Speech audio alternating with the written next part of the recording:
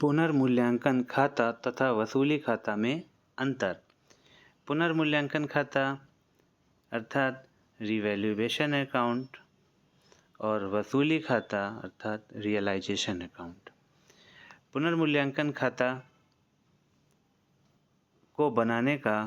मुख्य उद्देश्य संपत्तियों तथा दायित्वों के पुनर्मूल्यांकन के फलस्वरूप उत्पन्न होने वाले लाभ अथवा हानि को ज्ञात करना होता है, जबकि वसूली खाते को बनाने का मुख्य उद्देश्य संपत्तियों की बिक्री तथा बाह्य दायित्वों के भुगतान के पश्चात उत्पन्न लाभ अथवा हानि को ज्ञात करना होता है। दूसरा अंतर, इस खाते को साझेदारी फर्म के पुनर्गठन के समय तैयार किया जाता है, अर्थात जब जब फर्म का पुनर्गठन होता है तब तब पुनर्मूल्यांकन खाता बनाया जाता है। और पुनर्गठन की कई स्थितियां होती हैं, जैसे कि जब कोई नया साझेदार फर्म में प्रवेश कर रहा हो, या कोई साझेदार फर्म से अवकाश ग्रहण कर रहा हो, या किसी साझेदार की मृत्यु हो गई हो, या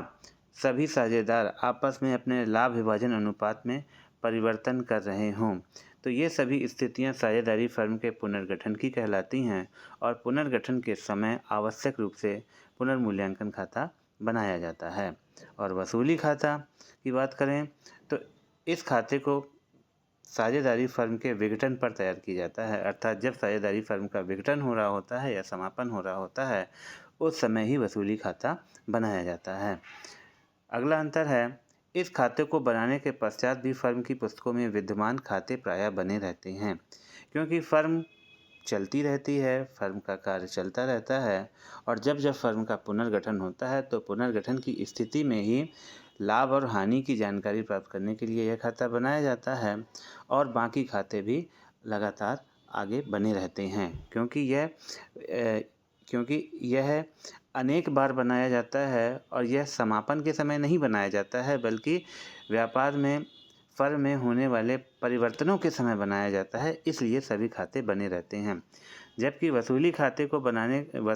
की बात करें तो वसूली खाते को बनाने के पश्चात फर्म की पुस्तकों में विद्यमान समस्त खाते बंद हो जाते हैं, क्योंकि यह अंत में ही बनाया जाता है, समापन के समय ही बनाया जाता है,